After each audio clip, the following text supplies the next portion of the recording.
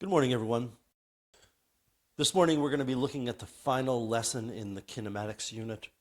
This is found on page 43 of your unit handout, and it's 20.1.9, Projectile Motion Part 2, and I'll talk about what this lesson is about in a second. However, I am planning on being back on Monday. That's the current plan. And I want to spend the first couple of days, Monday and Tuesday of next week, with you doing some lab work that we didn't get a chance to do this week, and also just going over any questions that you might have had with any of the physics in the 4 lessons from this week. So once we're done with this lesson, you will have covered 4 different lessons this week, and I wasn't there for any of them, so you haven't really had an opportunity to ask me any questions. I know a couple of you have emailed me, but that's not quite the same. So that's Monday and Tuesday. On Wednesday and Thursday, we're going to be reviewing the entire unit. So that review is primarily getting you ready for the unit exam, and I'm scheduling the unit exam for Friday of next week, so a week from today.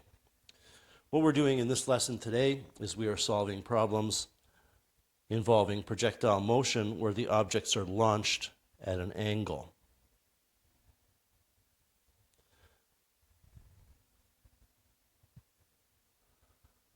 When we solved projectile motion problems yesterday, the objects were launched, and the word launched, you can argue about whether that's a valid word or not, but they initially were moving horizontally.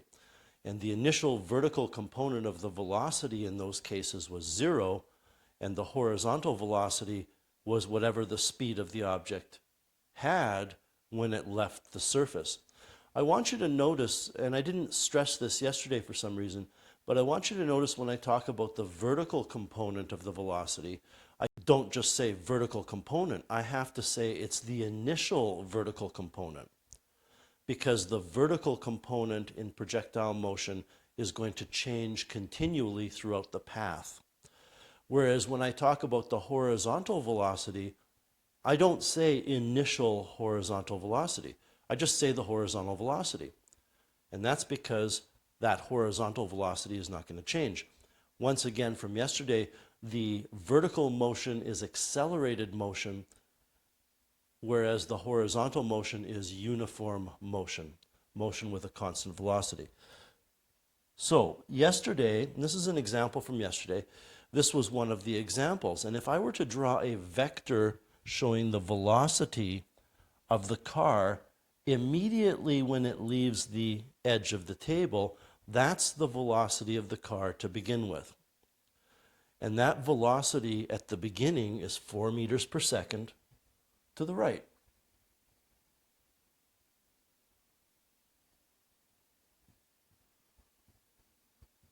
And yesterday what we did was we would have to set up a table where we would have x and y.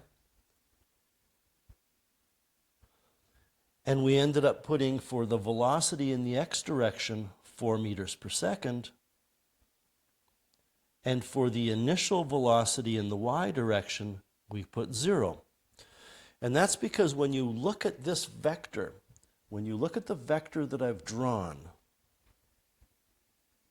which is 4 meters per second to the right, if I were to say to you, write the horizontal and vertical components of that vector that I've just highlighted, since it's to the right, the entire vector is horizontal, and none of the vector is vertical.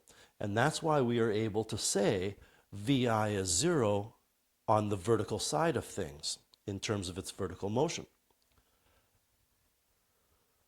Okay, well, if I launch an object at an angle, then the analysis is still going to be the same type of analysis we did yesterday. We're still going to be analyzing the horizontal motion as uniform motion and the vertical motion as accelerated motion, and we're going to analyze them separately from each other, and we're still going to be able to say the time horizontally that the object is moving is the same as the time vertically that the object is moving.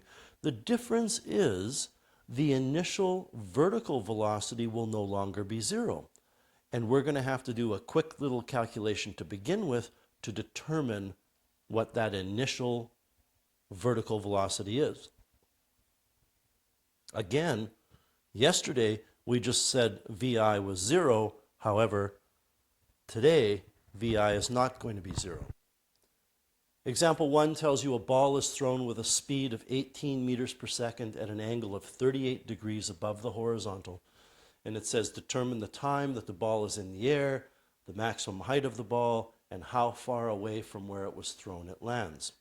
Well, let's draw a rough diagram of what's going on here. This is the ground.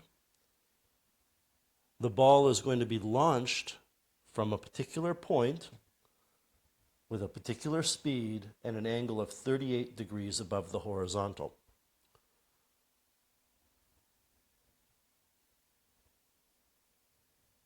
So this is the ball, and we can fill in some other information.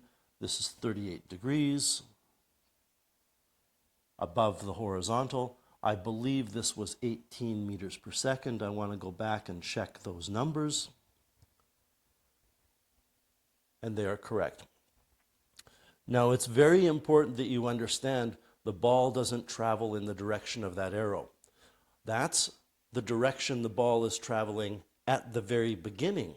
But of course, it's not going to travel in a straight line. As soon as it leaves the person's foot or their hand or however it's launched, that ball is going to start arcing. So what the actual path will look like is it will start here and it will go up and then down. And we have learned, or I have told you, so the ball lands here, that when you have an object, now admittedly this was when we had objects thrown straight up, but I told you when an object was thrown straight up, however long it took to get to the top was the length of time it took to go from the top to the bottom. And that's still the case here. This arc is a symmetrical arc, and if we locate the center of it, which represents the peak of this path, whatever the time is to get to that point is the time to go from that point to the bottom. And I just want to make this general point right now. We are going to answer this question by only analyzing half of the path. All right, so now we're going to set up our X and Y table.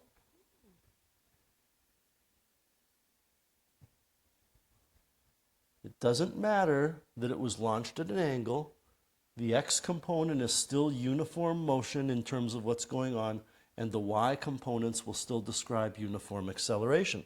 So we can write under X things like V, D, and T. And under Y we can write things like VI, VF, A, D, and T.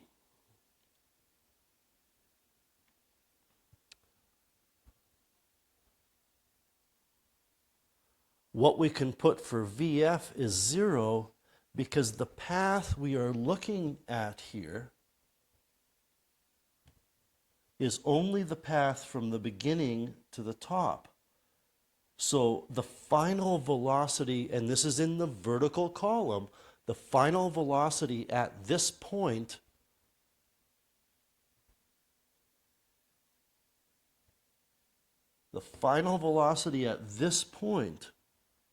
vertically will be 0. At that point, everybody, the ball is not rising and it's not falling. It is still moving horizontally, but its vertical velocity at that point is 0. We can also put in the acceleration due to gravity, negative 9.81 meters per second squared. I just said meters per second squared for the units for the acceleration. Unfortunately, I didn't write meters per second squared. I only wrote meters per second. It should obviously be meters per second squared. And then what we are going to do is fill in what this velocity is and what this velocity is.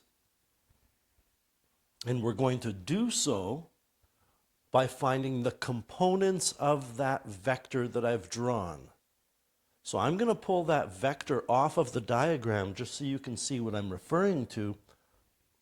We have a vector that is 38 degrees above the horizontal. This is 38 degrees. The magnitude of the vector is 18 meters per second. I'm going to make that a little bit bigger.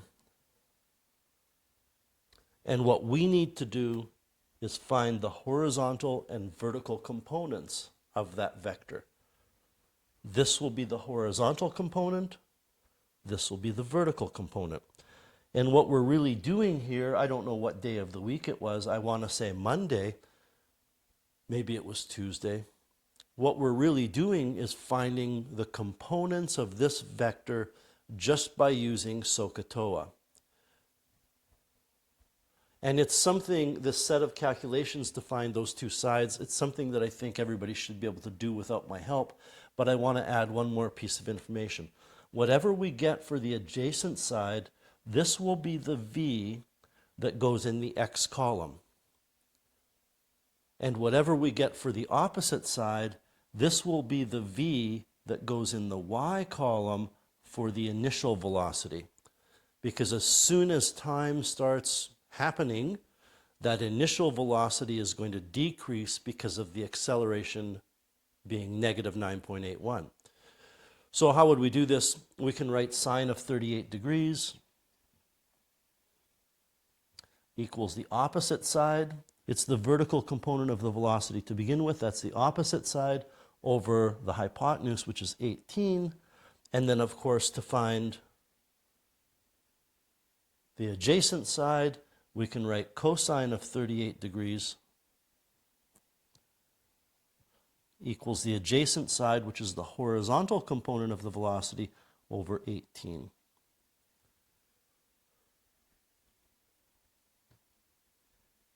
It's a quick matter to solve both of those little equations. Again, always check to make sure your calculator is in degrees. 18 sine 38 gives me this number.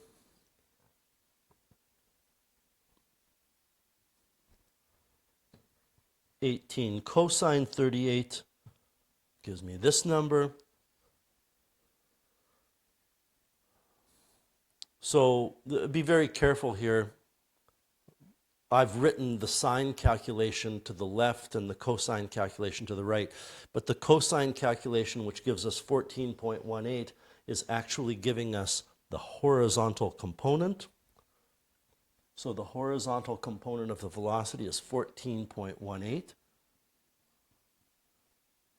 And I'll tell you right now, if you go through some of the problems you're going to be assigned today and you get the wrong answer, but you feel as though you know what you're doing, a very common mistake is to switch x and y for these velocities.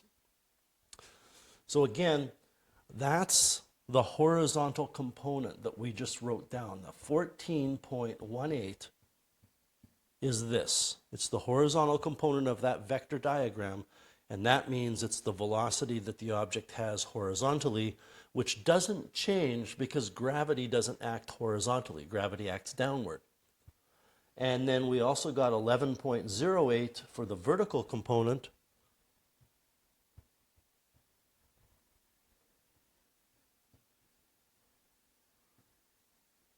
And the rest of the question is pretty straightforward. We are trying to find the maximum height. So to find the maximum height, that's d in a vertical direction. All we have to do is use the information in this vertical column to find out what dy is. So how are we going to go about finding the vertical displacement, which will be the maximum height? We know vi, we know vf, we know a. We're trying to find d. The formula that you're going to use this time will be vf squared equals vi squared plus 2ad. Vf is 0. Vi is the 11.08.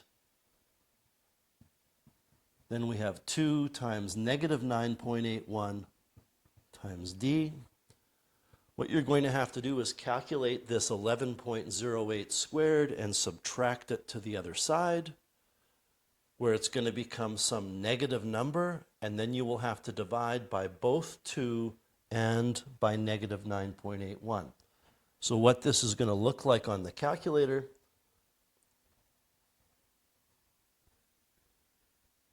is you're going to take, I want to get all of the decimals here again, so I'm going to re-enter it. You will take this vertical initial velocity, you're going to square it, then you subtract it to the other side where it becomes negative. We divide by 2, we divide by negative 9.81, and get 6.3 meters. Not that it really matters, but I think we should go to 6.26 meters. So the maximum height is 6.26 meters.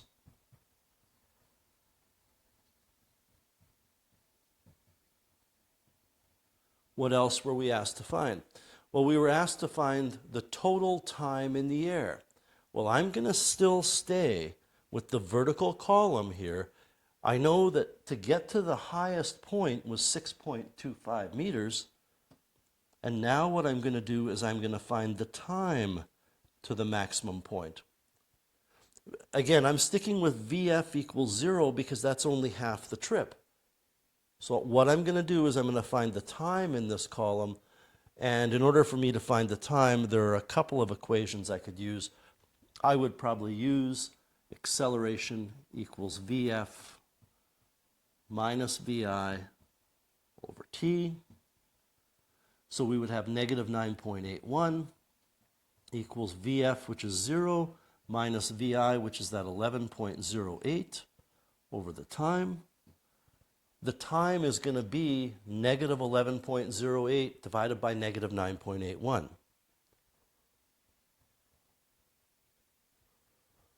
Again, I want to go back and just get that exact number. So this is the initial velocity. I have to take 0 minus that, and that's now divided by t to get negative 9.81. When I cross multiply, I'm going to end up dividing that by negative 9.81, and I get for a time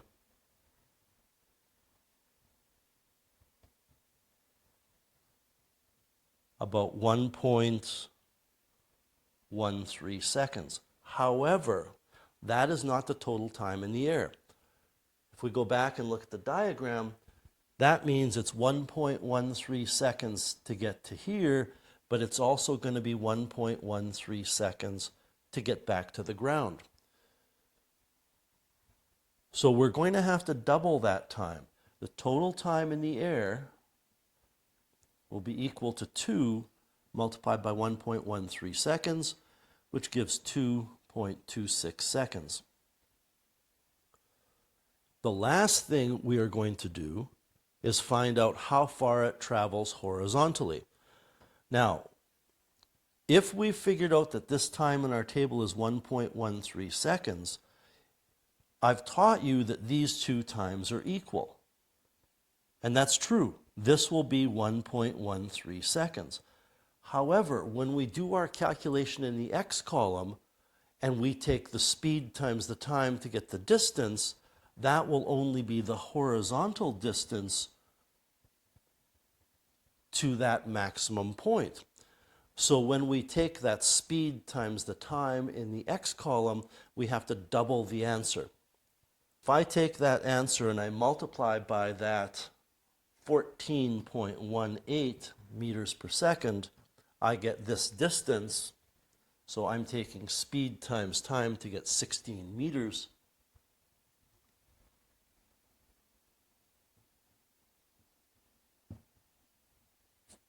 I guess 16.0 meters. That is only this distance, which means we have to double that to get our answer. And in the end, what we have then is the maximum height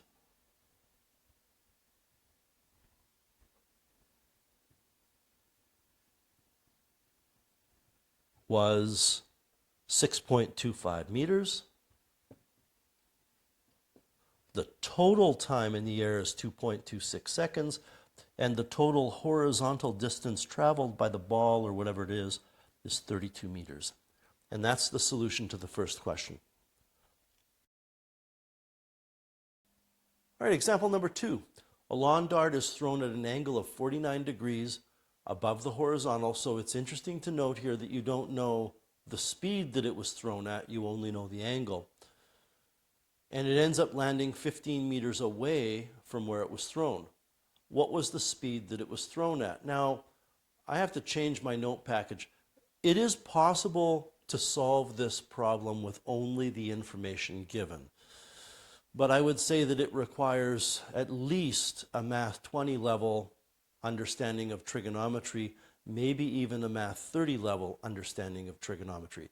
So I'm going to add a piece of information in here. And the piece of information I'm going to add is the length of the time that it was in the air.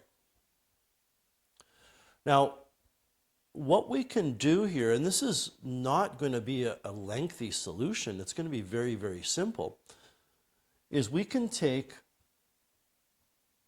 the formula V equals d over t, and I'm using this formula because 15 meters away, let me draw this, here's the ground, here's where the lawn dart starts, it's fired at an angle of 49 degrees and it lands 15 meters away. That 15 meters is a horizontal displacement. So if I take that horizontal displacement of 15 meters and I divide it by the time that it takes to move that 15 meters, then what I'm going to be finding is the horizontal speed. And that's a pretty easy calculation to do. 15 divided by 1.88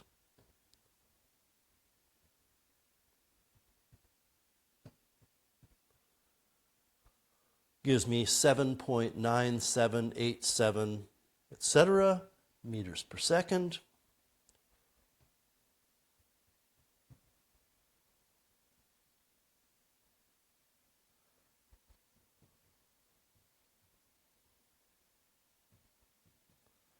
Now be very careful here because what the question is asking us to find is the initial speed that it was thrown at. And I'm not going to draw this on the diagram that we've already got. I'm simply going to draw a vector which is at an angle of 49 degrees away from the horizontal. And this vector is the velocity vector. And it has, of course, a horizontal component and a vertical component.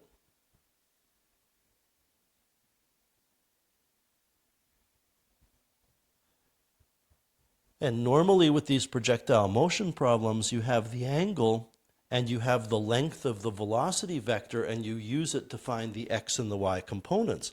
Well, this x component here, we can put down here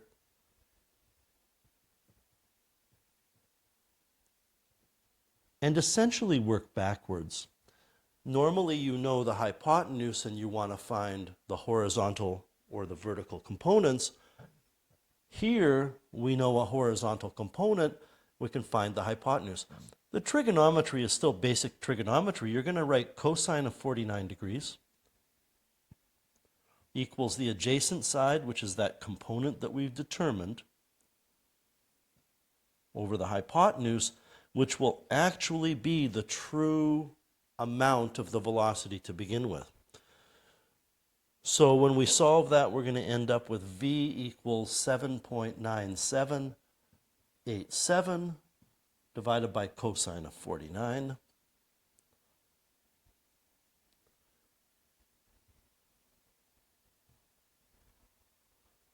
So I need to divide that by the cosine of the 49-degree angle. And I get about 12.2 meters per second. So the answer to the question is the initial speed that it was thrown at is 12.2 meters per second. If you want to record that as a velocity, then you would simply say 49 degrees. I'll just say 49 degrees up. But the answer to the question is 12.2 meters per second. And there's going to be a couple of questions in your assignment today that are a little bit trickier, where you don't know that initial speed, but maybe you know an angle. Or maybe you don't know the angle, but you're going to try to find the angle. We have one last example to do, and this is the ultimate projectile motion problem. A baseball is thrown upward at an angle of 40 degrees above the horizontal with a speed of 35 meters per second. And this that I'm going to highlight is what makes this question different than number 1 and number 2. In number 1 and number 2, the projectile is launched from a vertical position that's the same as the vertical position that it returns to. What we're dealing with here is a building where the ball is launched from the edge of the building, and it is launched at an angle above the horizontal. The angle above the horizontal is 40 degrees.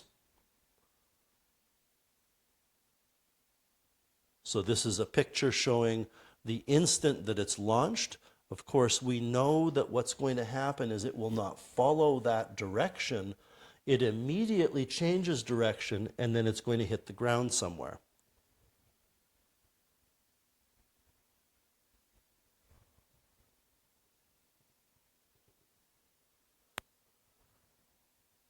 And we're asked to find how long it's in the air and how far away from the base of the tower that it lands. So let's set up our XY table.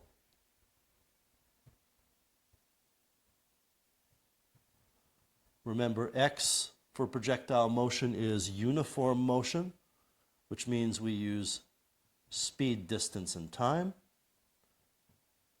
And we can use the formula speed equals distance over time. Remember that vertically speaking, we have accelerated motion, so we have VI, VF, A, D, and T. A is negative 9.81 meters per second squared. VI is not 0 because it's launched at an angle. Is there anything else we know? Well, the building is, I believe it said 75 meters tall, and that means that the displacement of the ball as it goes from the top of the building to the ground will be negative 75 meters.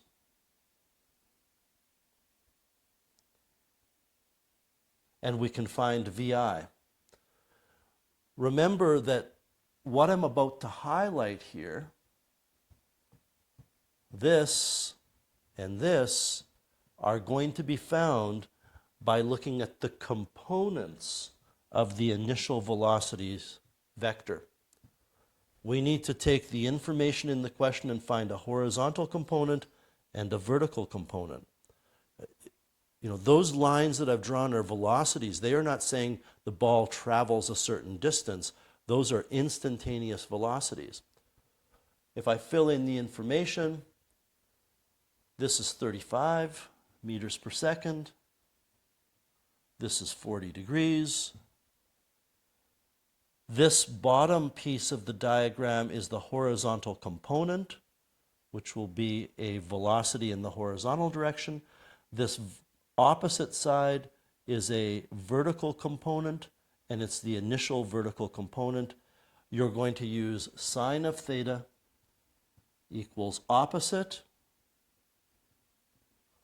over hypotenuse, and you're going to use cosine of theta equals adjacent over hypotenuse to find those two things. And I'm going to give you a minute to do so.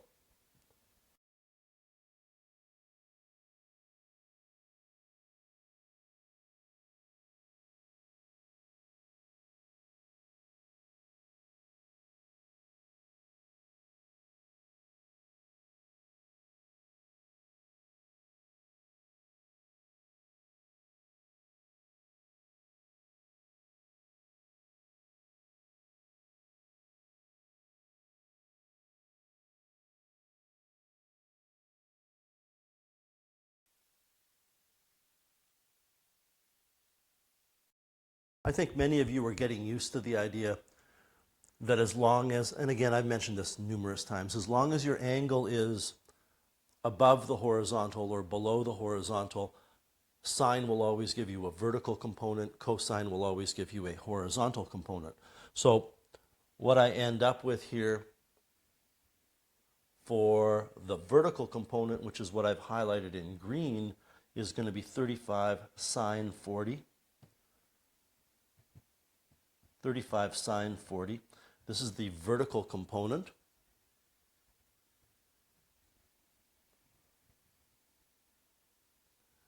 And then looking at the diagram, if I take 35 cos 40, I'm going to get the adjacent side, which is the horizontal component. 35 cos 40 gives me the adjacent side, which is the horizontal component. And now I have those highlighted pieces of information in my chart. Vx is 26.8, approximately meters per second. Vy is 22.49. Now let's talk about finding the total time in the air.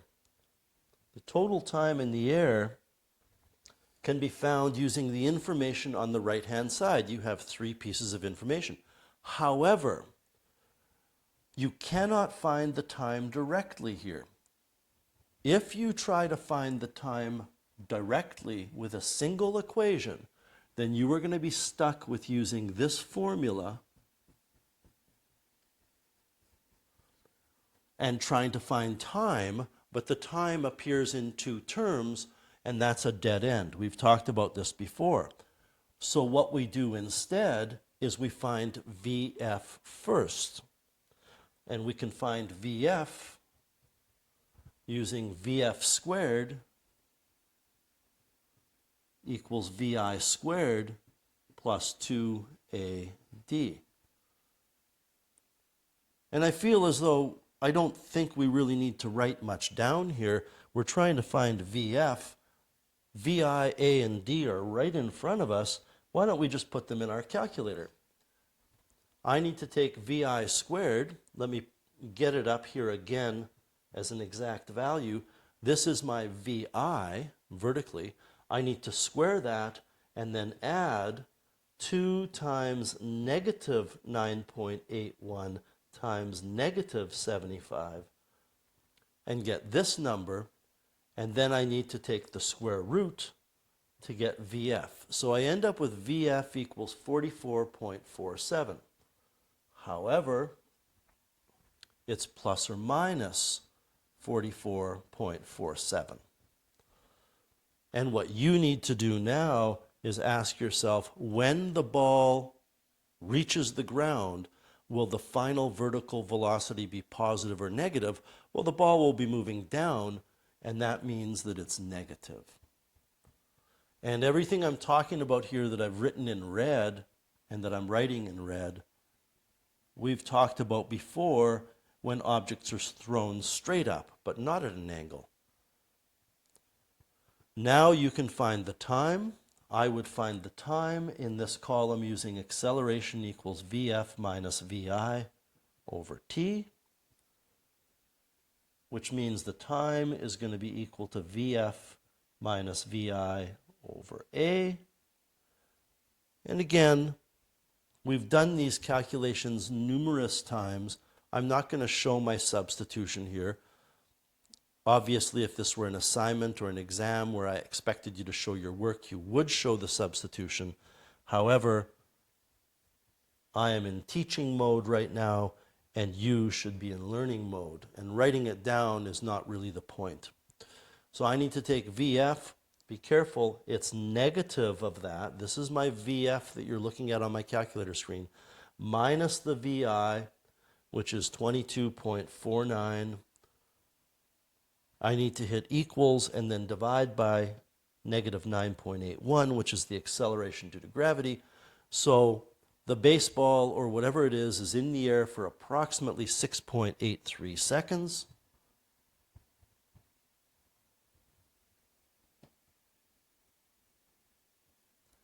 And that 6.83 seconds can go here. And now we can find the distance. Distance is speed times time. So if we multiply that speed, I'm going to pull up the exact value of the speed. It was 35 cos 40.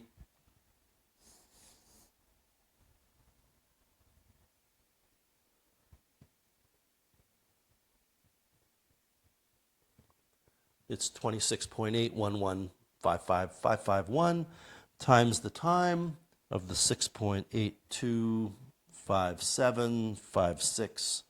That's probably enough decimals.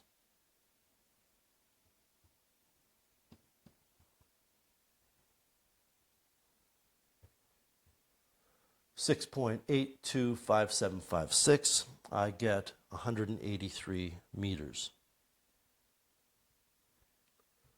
Now, that seems awfully large, so I just want to take a quick perusal at this. But no, that's fine. It's launched fairly quickly, right? I mean, it's fired at, what was it, 35 meters per second? 35 meters per second is, well, it's over 100 kilometers per hour.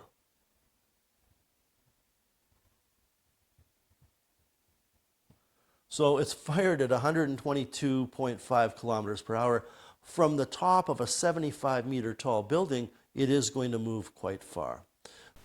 I see on my calculator screen there that when I converted the 35 meters per second to kilometers per hour, I multiplied by 3.5. I should have multiplied by 3.6, and it turns out not to be the 122 kilometers per hour. It's actually 126 kilometers per hour. I just thought I would point that out. So we have two answers to this question. The total time in the air is 6.83 seconds, and the total distance it travels is 183 meters. We'll just check to make sure we have answered everything. The total time in the air, we've got that, and the distance away from the base of the building, we've found.